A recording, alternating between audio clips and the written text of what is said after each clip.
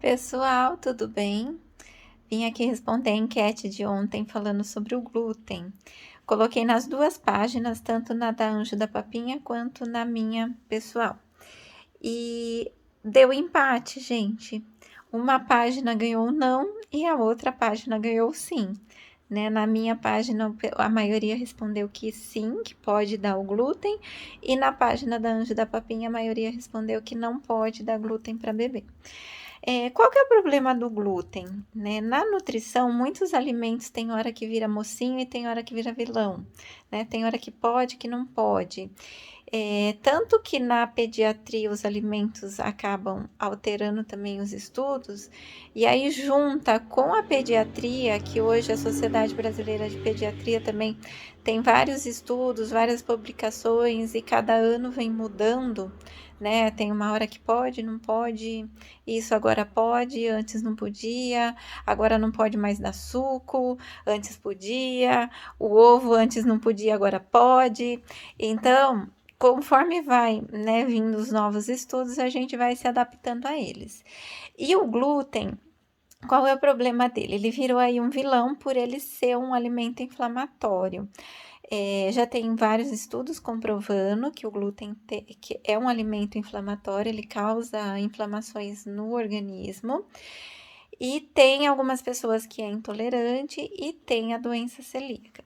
Né? Muitas pessoas, elas escutam falar da intolerância, dos sintomas e também do celíaco e acaba falando que tem, né? Eu já escutei muitas pessoas falando assim, eu sou celíaca, não posso comer glúten. Então, assim, a doença celíaca, ela é uma alteração na viscosidade do intestino.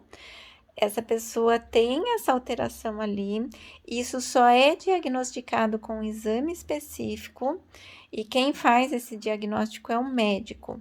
Então, muitas pessoas que saem falando que é celíaca, às vezes nem no médico foi, porque ela ouviu alguma coisa sobre a doença e ela se autodiagnosticou, mas não é bem assim. Então, a doença celíaca ela é um pouco mais rara.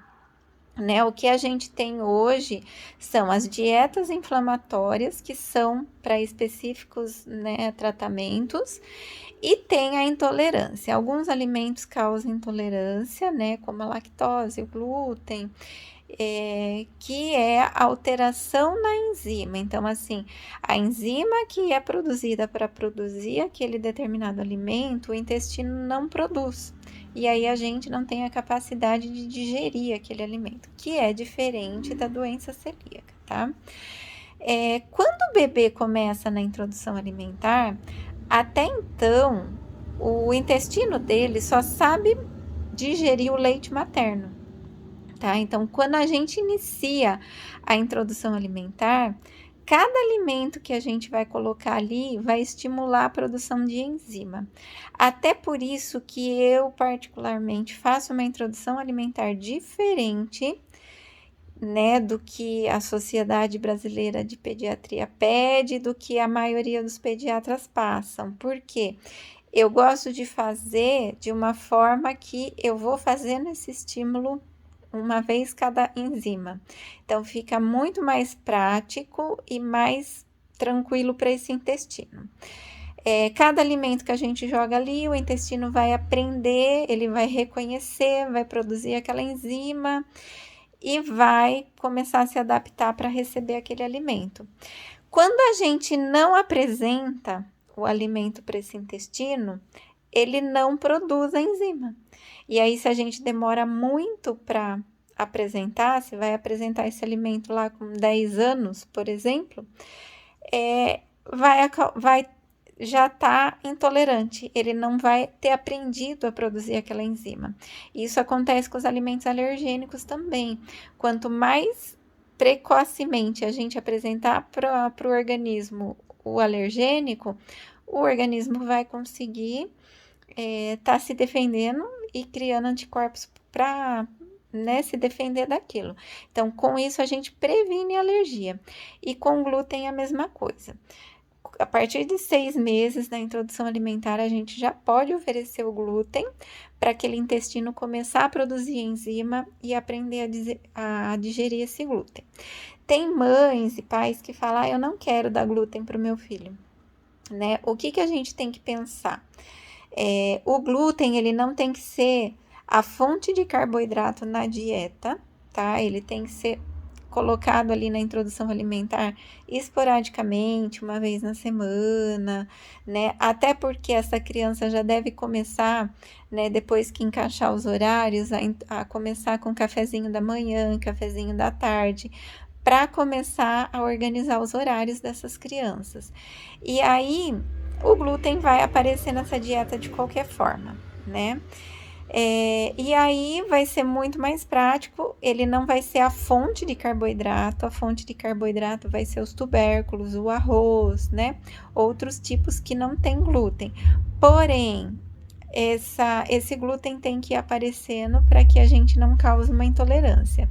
E a gente já com isso vai estar pensando na vida social dessa criança na adolescência e na vida adulta, né? Uma festinha de aniversário que ela for, esse adulto vai querer sair para comer uma pizza no sábado à noite, né? Porque a vida não é também só comer comida saudável, a vida dele não vai ser só isso, né? Ele vai crescer e vai ter a vida social dele. E aí, ele vai ser intolerante ao glúten, aí ele não vai poder comer. Então, assim, é muito importante a gente apresentar com acompanhamento, por isso que é muito importante fazer a introdução alimentar com o nutricionista pediátrico, para saber a quantidade, quais os alimentos que contêm glúten que pode ser oferecido e da melhor forma possível, né? Para a gente estar estimulando e estar pensando na vida social dessa criança também. Tá certo, pessoal? Se vocês gostaram do vídeo, da resposta, compartilhe o vídeo. E se tiver mais dúvidas, pode mandar que a gente vai fazendo novos vídeos. Tá bom? Muito obrigada.